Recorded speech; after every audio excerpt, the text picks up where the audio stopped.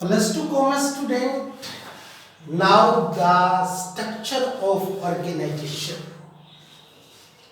हमारे बिजनेस में जो हमारा ऑर्गेनाइजेशन होता है उसको हमने एक फ्रेम में, एक स्ट्रक्चर में, एक फॉर्म में कन्वर्ट करना है. Organization structure refers to framework within which managerial and operating tasks are performed. हमने ऐसे फ्रेम कर देना है कि ये डिपार्टमेंट इस पर्टिकुलर काम को ही परफॉर्म करेगा. उसमें केवल उससे रिलेटेड, उससे स्पेशल नॉलेज वाले लोग ही होंगे. उनके बीच में काम करने का क्या संबंध होगा, कौन किसका बॉस होगा, कौन किसके अंडर काम करेगा और किसको किसको क्या रिपोर्ट देनी है, ये सारी बातें. अब हम स्कूल में चलते हैं तो स्कूल में हम देखते हैं हमें पहले ही दिन एक प्रोस्पेक्टस दिया जाता है. उस प्रोस्पेक्टस के अंदर हमारा ऑर्गेनाइजेशन स्ट्रक्चर होता है और उसके अंदर लिखा होता है नंबर 1 पर प्रेसिडेंट. हमारे स्कूल का प्रेसिडेंट कौन है, वाइस प्रेसिडेंट कौन है, मैनेजर्स कौन है, सेक्रेटरी कौन है, अदर मेंबर्स कौन है. ये सारी बातों से हमें पता चल जाता है कि इस साल इस टर्म में हमारा प्रेसिडेंट ये है.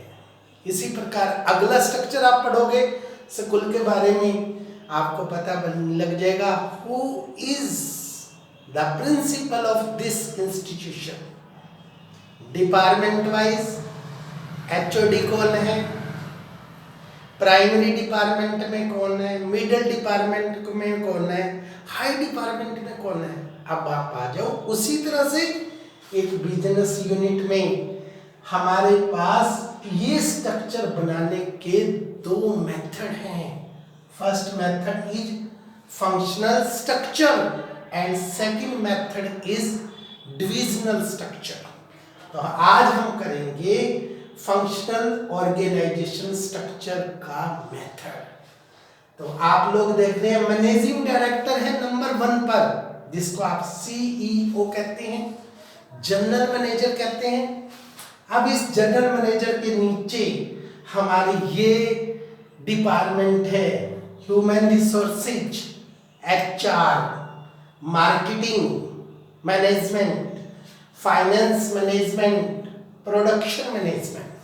इसके अलग अलग qualified managers, personal manager, marketing manager, finance manager, production manager.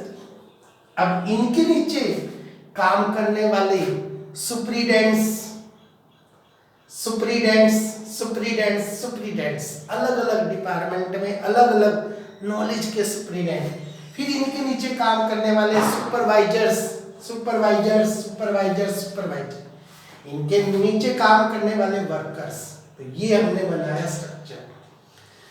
अब हम एक हॉस्पिटल में गए तो बाहर एक बोर्ड लगा होता है. उस बोर्ड पर सबसे ऊपर एक डॉक्टर का नाम है. तो हमें एकदम से पता लग जाता है कि इस हॉस्पिटल में एसएमओ या सीएमओ कौन है, सबसे सीनियर डॉक्टर कौन है.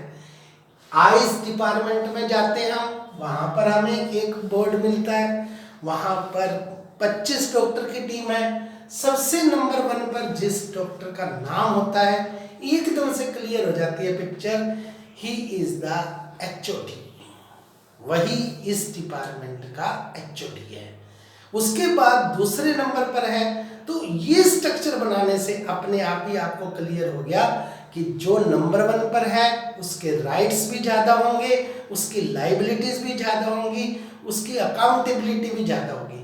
जैसे जैसे पद नीचे आता जाएगा उसी के अनुसार ये डिक्रीज होती जाएंगी. इसी प्रकार से आप देख रहे हैं इस डिपार्टमेंट में पर्सनल मैनेजमेंट में जो मैनेजर्स है इसके पास पावर ज्यादा है, और ये वर्कर है इस बेचारे के पास पावर नहीं है। तो इसके पास पावर ज्यादा होने के कारण इसकी अकाउंटेबिलिटी भी ज्यादा है, और इस वर्कर की अकाउंटेबिलिटी बहुत कम है। तो सबसे पहले पर्सनल रिसोर्सेज, व्यक्तियों के बारे में सोचना, उनको स्टाफिंग करना, उनकी रिक्रूटमेंट करना, उनको ट्रांसफर करना, उनको एक डिपार्टमेंट से दूसरे डिपार्टमेंट में रिप्लेस करना, उनको कब ट्रेनिंग दिलवानी है, कब उनका डेवलपमेंट करना है, कब उन पर एक्शन लेना है, ये सारा काम इस डिपार्टमेंट का होता है। इसको हम HR डिपार्टमेंट्स कहते हैं। मार्केटिंग मैनेजर, इस डिपार्टमेंट का काम है how to promote the sale, हम अपनी सेल को कैसे प्रमोट करें, with the help of advertisement, with the help of seminars, with the help of free samples।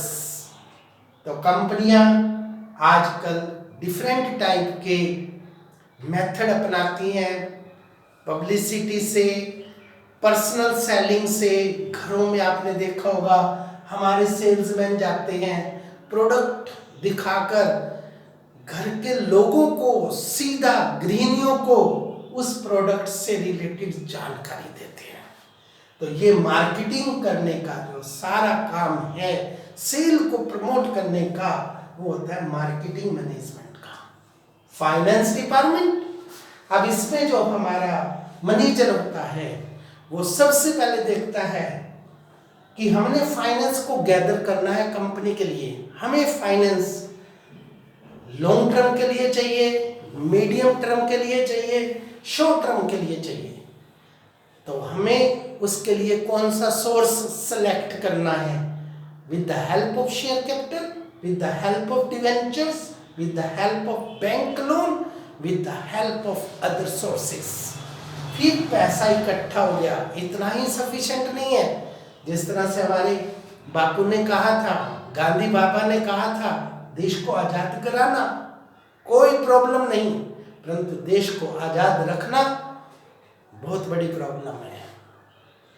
वैसे ही हमारे फाइनेंस मैनेजर कहते हैं पैसा इकट्ठा करना लोगों से नो प्रॉब्लम, उसका सही यूटिलाइज करना, उससे रिजल्ट निकालना और इन्वेस्टर को सफिशिएंट मात्रा में डिविडेंड और इंटरेस्ट प्रोवाइड करवाना, that is the major point.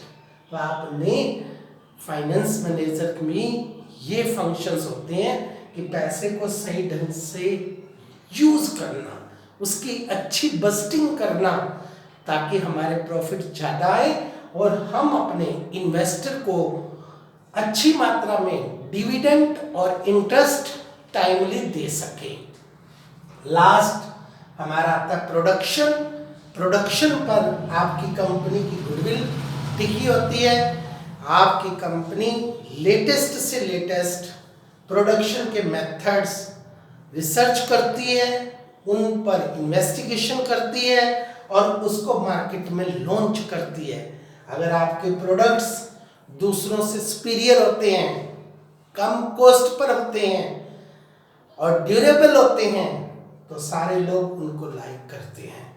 तो ये प्रोडक्शन डिपार्टमेंट का काम होता है, नई से नई टेक्नोलॉजी को यूज करके नए से नए प्रोडक्ट को बनाना, और वो प्रोडक्ट वो होने चाहिए जो प्रोडक्ट कस्टमर को पसंद आए। आपको पसंद आ रहे हैं ये मैटर नहीं करता, आपका प्रोडक्ट मार्केट में पसंद किया जा रहा है, मार्केट के लोग उसे चाहते हैं, तो वो प्रोडक्शन आपका सबसे बढ़िया है।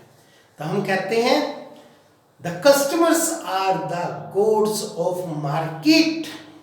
बिजनेसमैन कभी भी हनुमान जी को, राम जी को, दुर्गा माता को देवी देवता नहीं मानता। बिजनेसमैन तो केवल एक चीज को भगवान मानता है, और वो किसको भगवान मानता है? कस्टमर को। अगर तो कस्टमर उनका सेटिस्फाई है तो भगवान उनका सेटिस्फाई है, अगर कस्टमर सेटिस्फाई नहीं है तो उनका भगवान सेटिस्फाई नहीं है. That is the function organisation structure. That's all.